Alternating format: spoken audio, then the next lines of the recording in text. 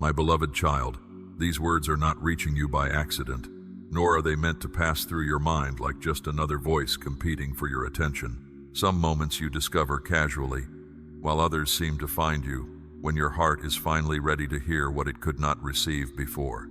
This is one of those moments. Amid everything demanding your time, pulling at your thoughts, and weighing on your emotions, you paused here. Something within you recognized that you needed more than another temporary distraction. You needed to be reminded that your entire life has been seen, including the parts no one else noticed, understood, or valued. I have been near you through every hidden battle.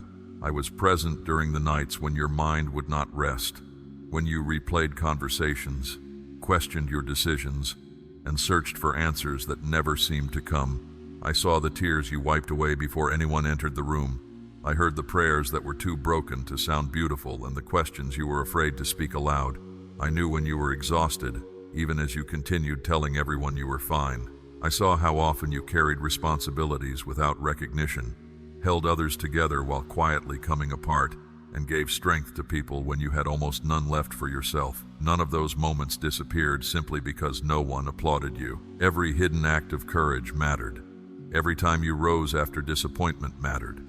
Every time you chose not to become cruel after being wounded mattered. Every time you kept moving forward while uncertain of what awaited you mattered. You may look back and remember mostly the days when you felt weak, but I remember the countless moments when weakness did not have the final word. I was never measuring you by how gracefully you endured. I was not waiting for you to handle everything without tears, doubt, frustration, or fatigue.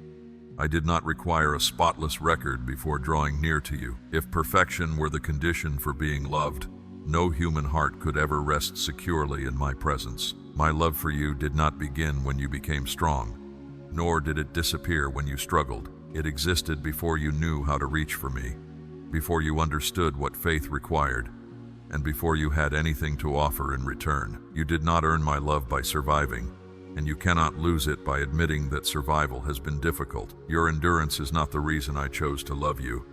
It is one of the things my love has quietly sustained within you. There were moments when you believed you were holding on to me by the thinnest possible thread, but there were also moments when I was holding you in ways you could not recognize. You thought your faith had nearly vanished because your certainty was gone, yet faith remained in the simple fact that you kept turning toward me, even with questions in your heart. Sometimes your prayer was nothing more than a sigh. Sometimes it was anger spoken into the darkness. Sometimes it was silence because you had no words left. I heard every form it took. I was not offended by your honesty, nor did I withdraw because your pain caused you to question what you believed. A wounded heart does not need to perform for me. It needs a place where it can stop pretending. You have that place with me. You can bring me the part of you that is tired of being dependable, the part that is weary of waiting for others to notice, and the part that wonders how much longer it can continue. I do not ask you to hide those places before coming near. I ask you to let my love enter them. The stirring you feel now is not a demand to become stronger immediately. It is an invitation to recognize that you have never been as alone as you felt. I was with you in every room where disappointment settled heavily over your thoughts. I was near when someone misunderstood your intentions, when a door closed without explanation, and when you questioned whether your efforts had made any difference.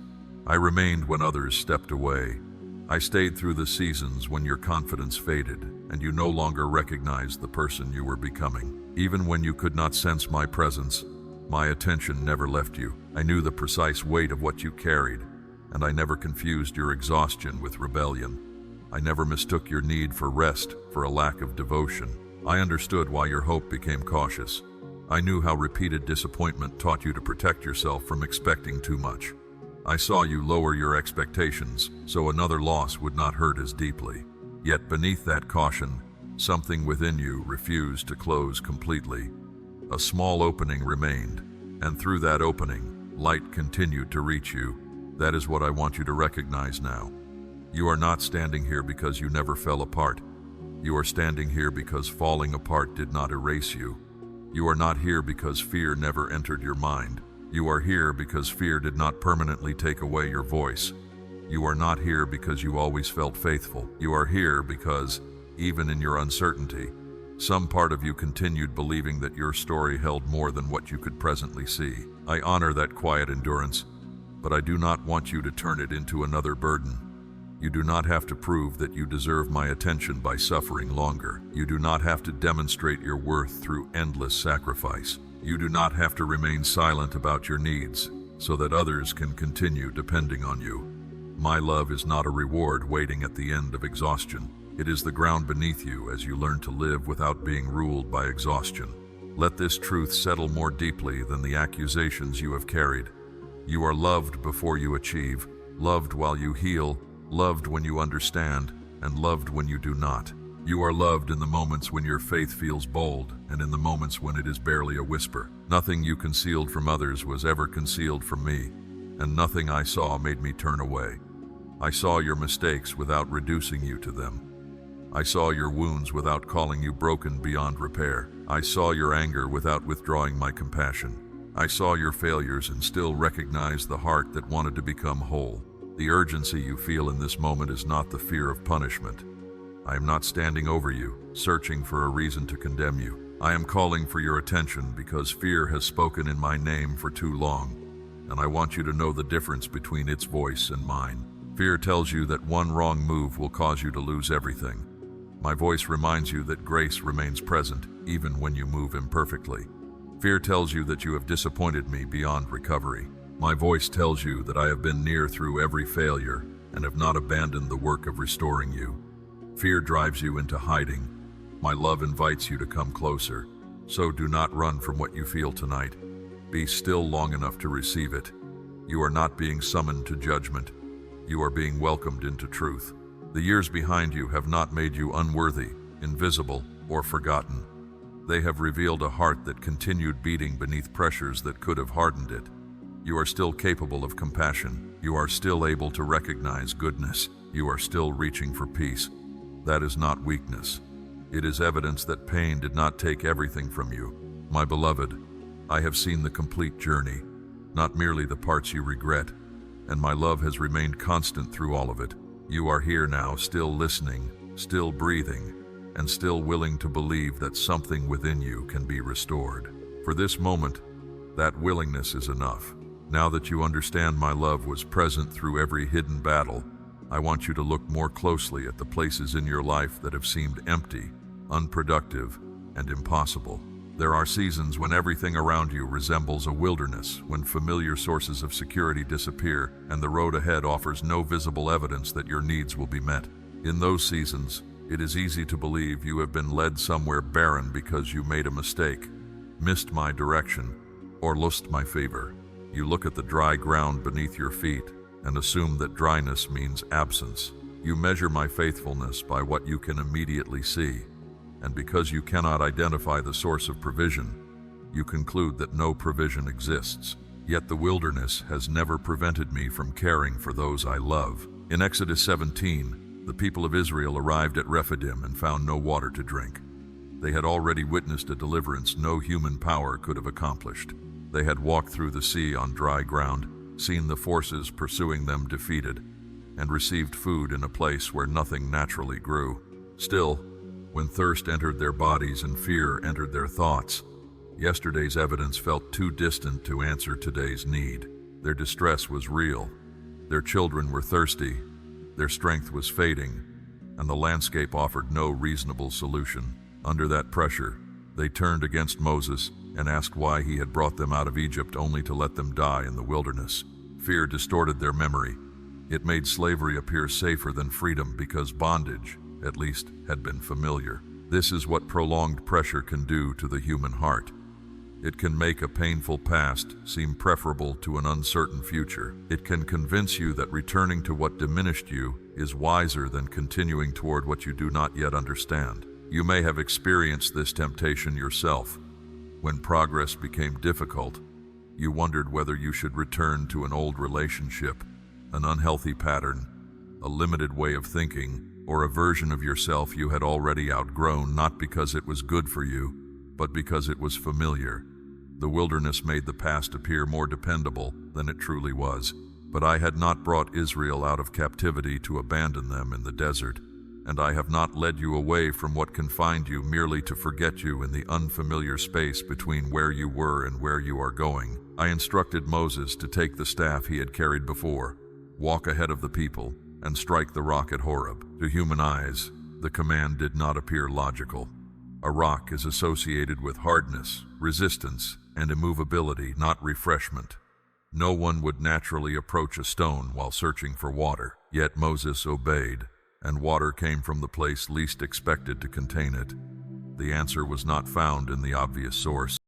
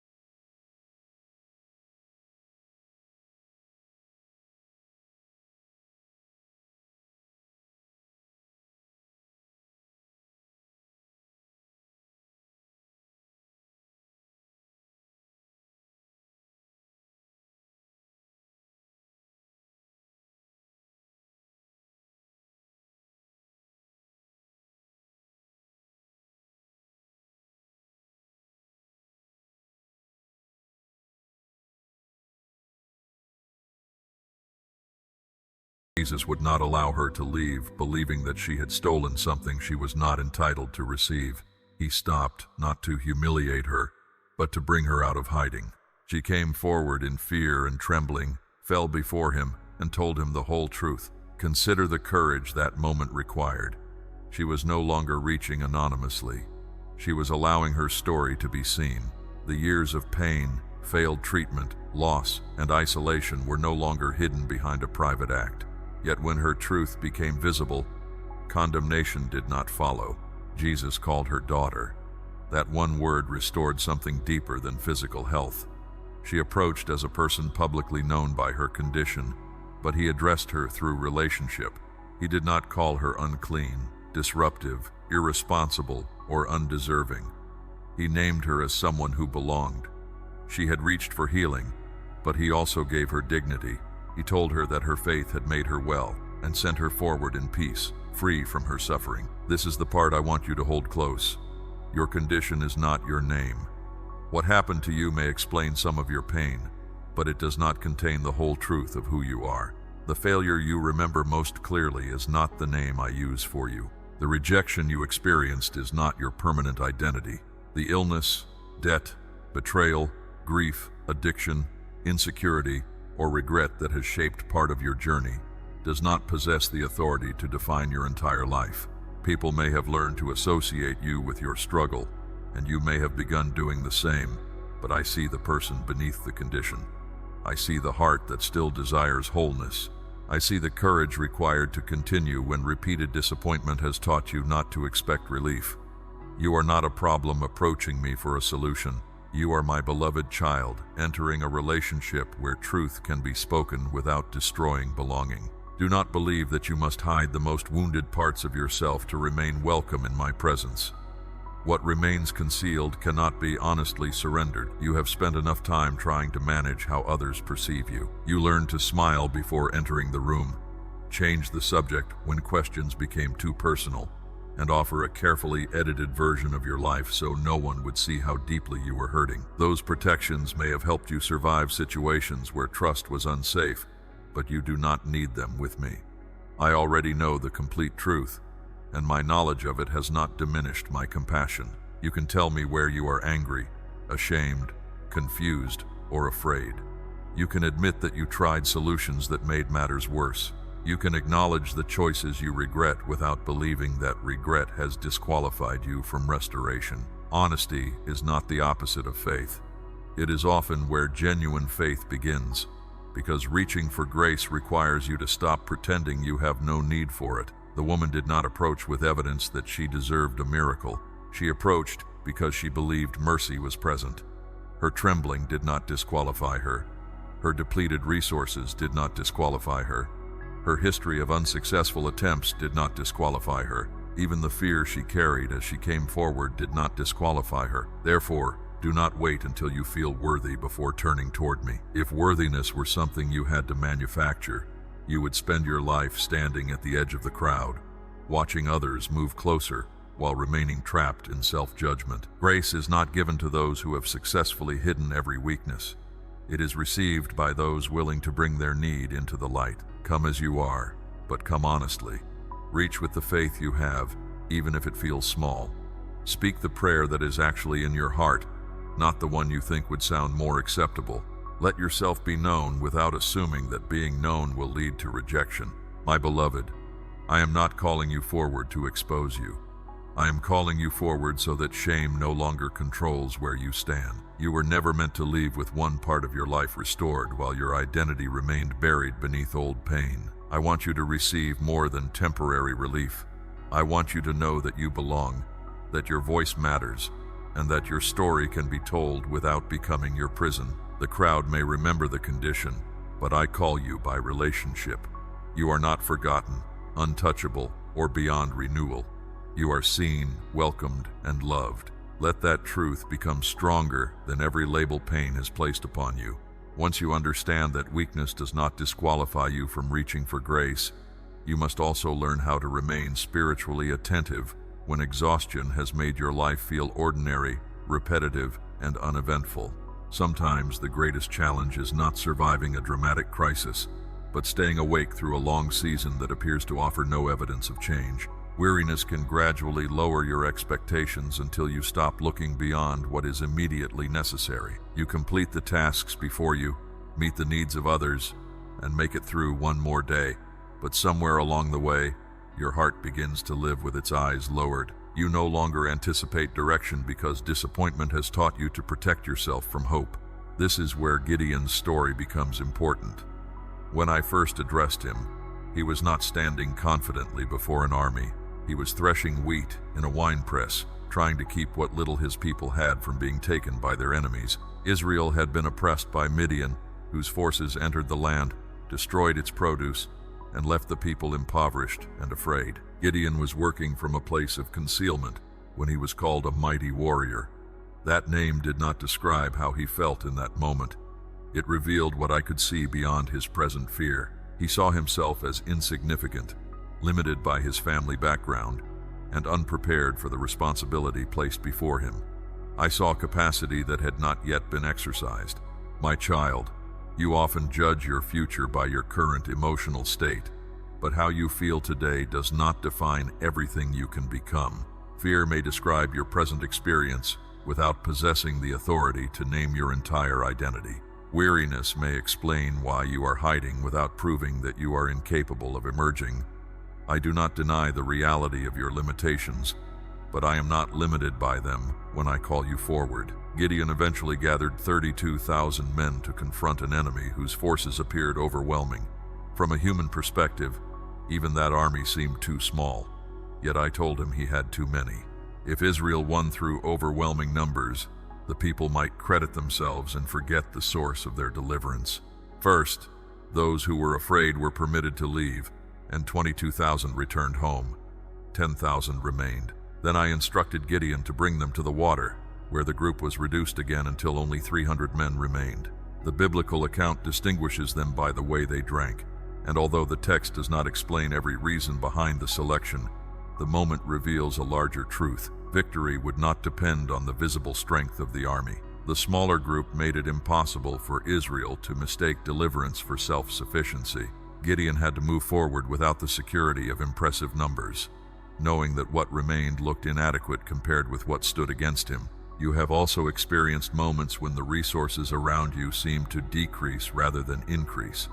You prayed for greater support but watched certain relationships change.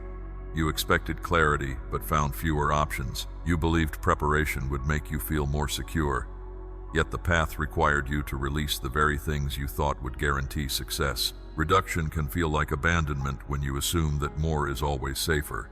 But there are assignments in which excess creates dependence on the wrong source.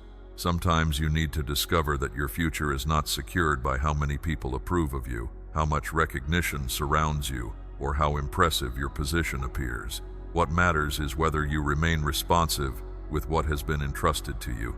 The 300 did not win because they represented ordinary human superiority. They won in a way that made the source of victory unmistakable. This does not mean you should reject wise preparation, helpful relationships, or practical resources. It means those things must never become substitutes for trust. Do what you can with excellence, but do not assume that your limitations place your life beyond meaningful purpose. Readiness is not the same as possessing everything you wish you had. It is the willingness to respond faithfully with what remains in your hands. Still, readiness must sometimes be sustained far longer than you expect, and Joseph's life shows what that endurance can require. He was 17 when he received dreams that suggested an extraordinary future, but the years that followed appeared to contradict those dreams. His brothers resented him, stripped away the robe that represented his father's favor, and threw him into a pit. They then sold him to traders traveling toward Egypt. Joseph carried a promise about his future while being transported as a slave, and both realities existed at the same time. The promise did not prevent betrayal, and betrayal did not cancel the promise. In Egypt, Joseph served in Potiphar's household and gradually received greater responsibility because his work prospered. Yet after he refused the advances of Potiphar's wife, she falsely accused him, and he was imprisoned. He acted with integrity and still suffered injustice. This is difficult for many hearts to accept because you want obedience to produce immediate protection. You expect the right decision to lead directly to the right result. When doing what is honorable appears to make life harder, you begin to question whether faithfulness mattered. Joseph could not see how the prison belonged within the direction of his life, but his inability to understand it did not mean his integrity had been wasted. In prison, he continued using the gifts available to him. He served responsibly, gained trust, and interpreted the dreams of Pharaoh's cupbearer and baker. When the cupbearer was restored to his position, Joseph asked him to remember his case before Pharaoh. Yet the cupbearer forgot him, and Joseph remained imprisoned for 2 more years. Those years carried a particular kind of pain. It is difficult to wait when no opportunity exists, but it can feel even more painful when an opportunity appears, passes through the hands of someone who could help, and then seems to disappear because that person forgets. Joseph had every reason to listen for footsteps and wonder whether someone had finally spoken his name. Day after day, the prison remained the same. There was no visible announcement that his circumstances were approaching a turning point. Then Pharaoh had troubling dreams that none of his advisors could interpret, and the cupbearer finally remembered Joseph. Joseph was brought out of prison, prepared to stand before Pharaoh, and asked to interpret what the dreams meant. In that moment, he did not use his gift to glorify himself. He acknowledged that the answer belonged to me, then explained the coming years of abundance and famine, and offered wisdom for preparing the nation. Before that day ended, Pharaoh placed him in authority over Egypt. The transition appeared sudden, but Joseph's ability to carry it had been formed gradually. The household had taught him administration, the prison had tested his character, the dreams of others had refined his gift. The years that looked disconnected were preparing capacities that would eventually work together. My child, do not assume that nothing is developing simply because your surroundings have not changed. Readiness is often formed through responsibilities that appear smaller than the future you imagined. How you handle what seems unimportant matters because character does not suddenly appear when opportunity arrives. Joseph could act wisely before Pharaoh because he had practiced responsibility when no throne was visible. Some answers come with the immediacy experienced by the woman who touched Jesus' garment, while others unfold along a path like Joseph's, where years of preparation are followed by a day no one could have predicted. Do not compare the speed of another person's restoration with the shape of your own journey. Their sudden change is not evidence that you were forgotten, and your longer process is not proof of lesser love. Different purposes require different preparation. Your responsibility is not to determine the exact moment when circumstances must change. It is to remain honest, teachable, and attentive where you are. Keep developing what has been placed within you. Continue acting with integrity when there is no visible reward. Refuse to let disappointment make you careless with the ordinary days. You may wake tomorrow in surroundings that look exactly as they did today. But sameness does not mean your story is motionless. A heart can become ready before a door becomes visible. Wisdom can deepen before responsibility expands. My beloved, do not lower your eyes so completely that you forget to remain available.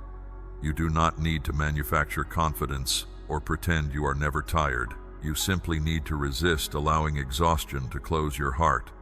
What appears insufficient can still be used. What appears forgotten can still be remembered. Stay faithful with what is before you, because when the next responsibility comes, it will not require a different identity. It will call upon the character being formed within you now. Readiness must eventually become a response, because there are moments when continuing to wait is faithful, and other moments when waiting becomes a disguise for fear. Wisdom is learning the difference. You have sometimes delayed a necessary decision because you wanted every uncertainty removed before moving forward. You told yourself you were seeking clarity, but beneath that desire was the hope that obedience would eventually become comfortable. You wanted assurance that no one would misunderstand you, no relationship would change, and no difficulty would follow. Yet some directions become clear before they become easy. In Judges 4, Israel had suffered under the oppression of King Jabin for 20 years. His commander, Sisera, possessed 900 iron chariots, a military advantage that inspired fear throughout the land. During that time, Deborah served as a prophet and judge, offering wisdom beneath a palm tree as the people brought their disputes to her. She summoned Barak and delivered the command that he was to gather 10,000 men and go to Mount Tabor, where Sisera's forces would be drawn into battle and handed over to him. Barak did not reject the command completely, but he placed a condition upon his obedience. He would go if Deborah went with him, but he would not go without her. Deborah agreed, yet she told him that the honor connected with the victory would not belong entirely to him, because Sisera would be delivered into the hands of a woman. Barak still entered the battle. He gathered the men, followed the direction he had been given, and participated in the deliverance of his people. His hesitation did not erase his usefulness or exclude him from the victory, but it shaped the part he would occupy within the story. This is important because I do not want you to hear his account as a message of condemnation. Fear does not mean your opportunity to obey has vanished. You may have delayed, questioned, or asked for reassurance, but you can still move forward from where you are. Grace does not require you to pretend that you responded perfectly from the beginning. It invites you to give an honest yes now. At the same time, you must recognize that prolonged hesitation carries consequences.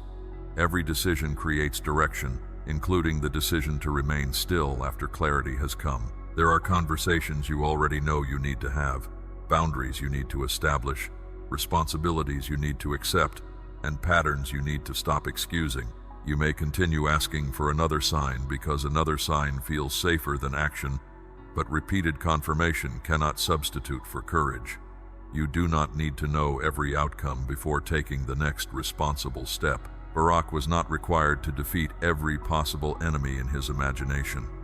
He was asked to gather the people, go to the appointed place, and trust that the instruction would be sufficient when the moment arrived. Your obedience may also begin with something specific and manageable.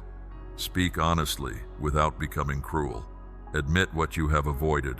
Complete what you committed to finish. Seek wise counsel when the decision exceeds your understanding, but do not use endless consultation to escape personal responsibility. Support is not weakness. Deborah's presence strengthened Barak, and together they moved forward. The problem was not that he valued her help. The deeper question was whether he could trust the word he had received enough to act. There is a difference between receiving support and surrendering your responsibility to another person. Healthy support walks beside you, but it cannot make every decision for you. You are allowed to need people, yet you must not require someone else's confidence before honoring what has become clear within your own conscience. Once you take that step, however, do not assume that obedience will immediately produce visible fulfillment. David's life reveals the long discipline required after a promise has been received.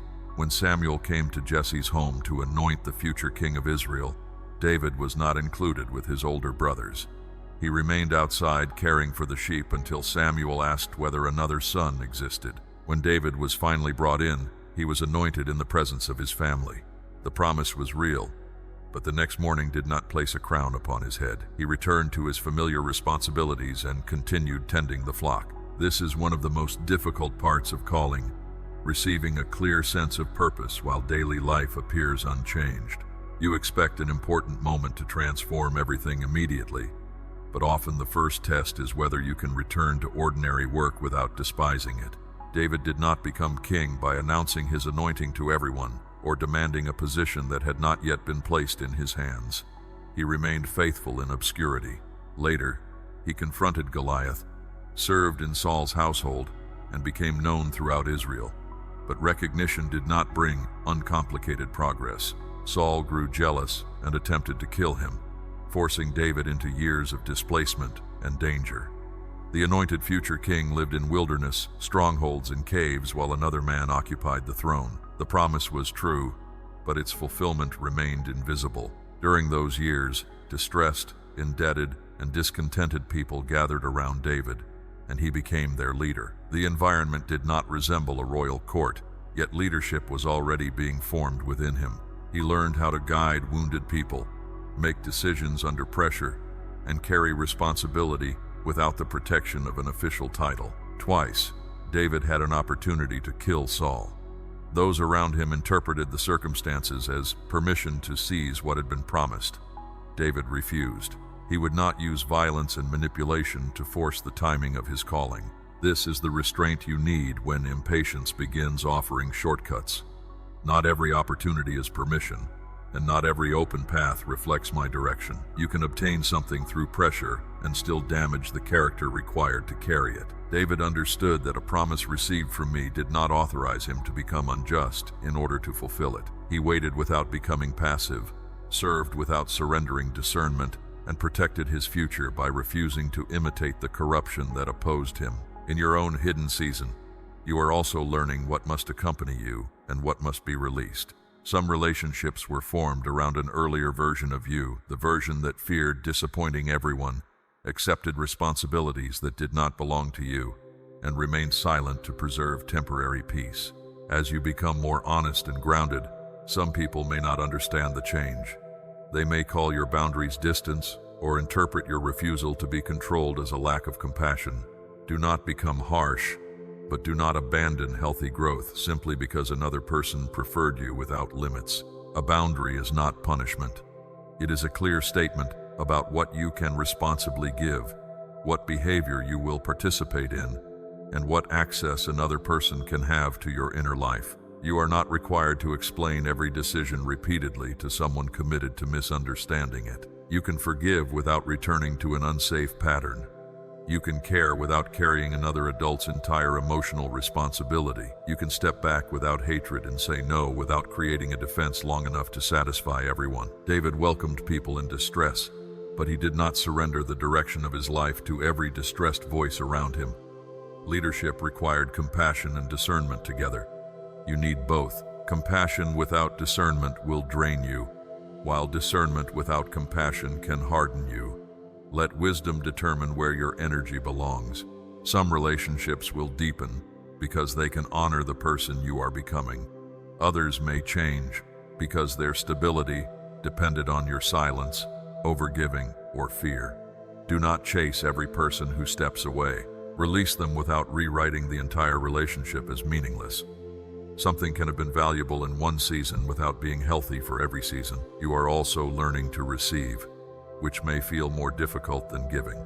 You became accustomed to being dependable, solving problems, and carrying weight before anyone asked. Receiving help made you uncomfortable because you feared indebtedness or believed that strength meant needing nothing. But self-sufficiency is not maturity.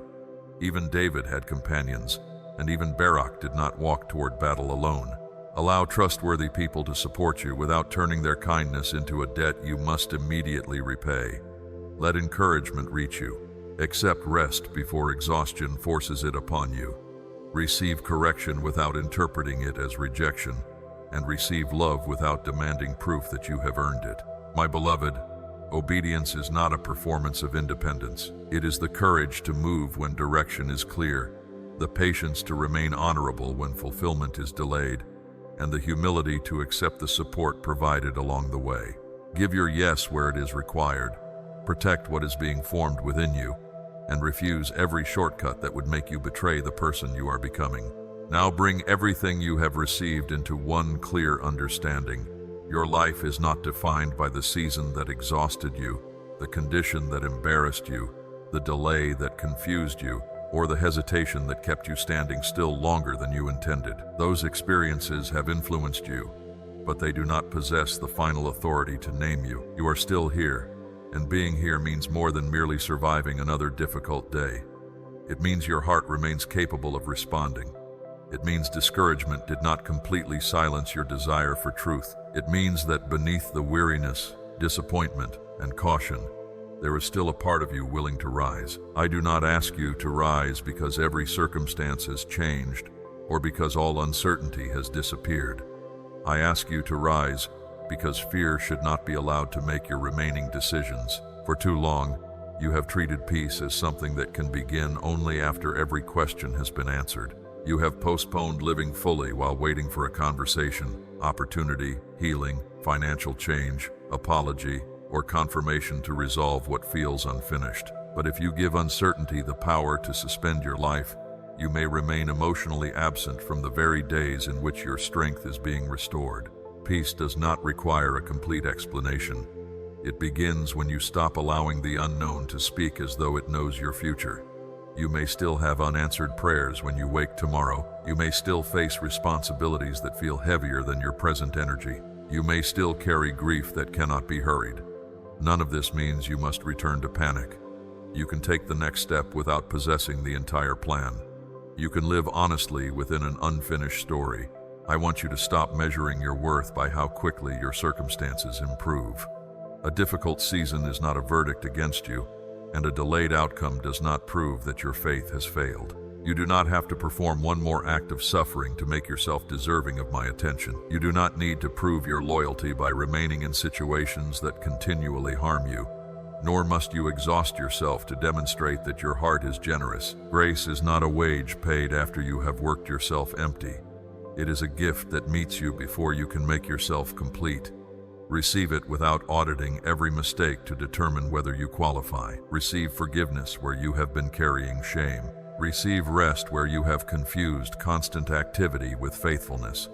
Receive the possibility that your life can become different without requiring you to hate the person you were while you were learning. You did what you knew how to do with the understanding you possessed at the time. Where correction is necessary, accept it. Where responsibility belongs to you, take it. But do not turn responsibility into lifelong condemnation. Repentance is meant to redirect you, not imprison you beside what has already been acknowledged. Let mercy teach you more effectively than self-punishment ever could. You have spent enough time replaying scenes that cannot be changed. Learn what they came to teach you, make amends where possible, and then allow yourself to move forward. Moving forward does not mean forgetting. It means refusing to let memory become a locked room in which your future is forced to live. There is one step you already recognize. It may not appear impressive to anyone else, but you know where it leads. Perhaps it is a conversation you have delayed, an application you have been afraid to submit, a habit you must interrupt, an apology you need to offer, or a boundary you need to communicate. Perhaps the step is quieter, asking for help, returning to prayer without demanding an immediate emotion, organizing one neglected part of your life, making an appointment, or finally resting without guilt. Do not dismiss the step because it seems too small to change everything. You are not responsible for changing everything today. You are responsible for responding faithfully to what is clear today. Small acts repeated with integrity create direction. One honest conversation can end years of avoidance. One healthy boundary can interrupt a pattern that has drained generations. One decision to seek help can become the beginning of recovery. One morning lived without surrendering to fear can teach your mind that fear is no longer in control. Take the step calmly. You do not need to announce it to everyone or surround it with dramatic promises. Let your actions speak. Consistency will eventually say what emotion alone cannot. As you move, be patient with the parts of yourself that are still healing. Growth is rarely as neat as people describe it afterward. Some days you will feel strong, while on other days, an old fear may return without warning. Do not interpret its return as proof that nothing has changed. Healing is not demonstrated by never feeling pain again. It is revealed when pain appears and no longer makes every decision for you. Courage is not a permanent emotional state. It is the practice of returning to truth whenever fear attempts to lead. When you become overwhelmed, slow down, breathe. Separate what is actually happening from what your mind predicts might happen. Ask what is yours to address now and what must be released beyond your control. You do not have to solve imagined disasters before they exist. Remain present in the life directly before you. Eat, rest, work, pray, speak, and listen with greater care. The ordinary parts of your day are not interruptions to spiritual life. They are where trust takes form. Carry what you have learned into your kitchen, your workplace, your car, your relationships, and the silent hours when no one is watching. Let patience shape the way you respond when someone irritates you. Let discernment influence what you accept and refuse. Let humility make room for correction. Let compassion remain alive without allowing it to erase wisdom. This message was never meant to become a temporary emotion that fades when the moment ends. It is meant to alter the posture from which you enter the next day. There is also someone beyond you who needs the steadiness being formed in your life. You may already know who that person is. They may be carrying disappointment quietly, questioning whether prayer still matters, or withdrawing because hope has become painful. You do not need to preach at them or claim to understand everything they are facing. Speak with tenderness, listen without rushing to repair them, share only what is honest and useful. Sometimes the most healing words are not promises that everything will change immediately, but the assurance that someone does not have to face the present moment alone. Your experience has given you a language for pain that shallow encouragement cannot imitate. Use it carefully. Do not make another person struggle about your own story, but let what you survived make you more capable of recognizing what they cannot yet explain. A quiet phone call, a thoughtful message, a meal, a prayer, or a few minutes of undivided attention may become part of their reason to keep going. You are not their savior, and you are not responsible for carrying their entire life. You can simply become evidence that compassion still exists. Give without needing recognition, but do not neglect your own limits while helping. What you offer from peace will be more sustainable than what you offer from guilt. My beloved, the urgency of this moment is not a threat hanging over you. It is an invitation to stop surrendering days that can never be returned. You do not need to fear that one imperfect step will cause me to abandon you. I am not waiting for an opportunity to punish your uncertainty. I am teaching you to move with trust rather than remain governed by avoidance. Some circumstances may change quickly, while others may continue unfolding gradually. Do not build your faith upon a deadline I have not given. Build it upon the truth that you can remain loved, guided, and grounded through every stage of the process. The future may not resemble the picture you once created, but that does not mean it is empty of goodness. Leave room for outcomes you could not have planned and forms of restoration you did not know to request. Release the demand that every blessing arrive in familiar clothing. What matters now is that you no longer sit outside your own life, waiting to feel completely ready. Stand with the strength available today. Receive what is being offered without trying to earn it. Carry peace into the next ordinary task. Give an honest yes where direction is clear, and allow uncertainty to remain unanswered without making it your master. I have not reduced you to what happened behind you, and you must no longer do that to yourself. Walk forward, my child, not because the entire road is visible, but because fear no longer deserves to choose where your feet will go.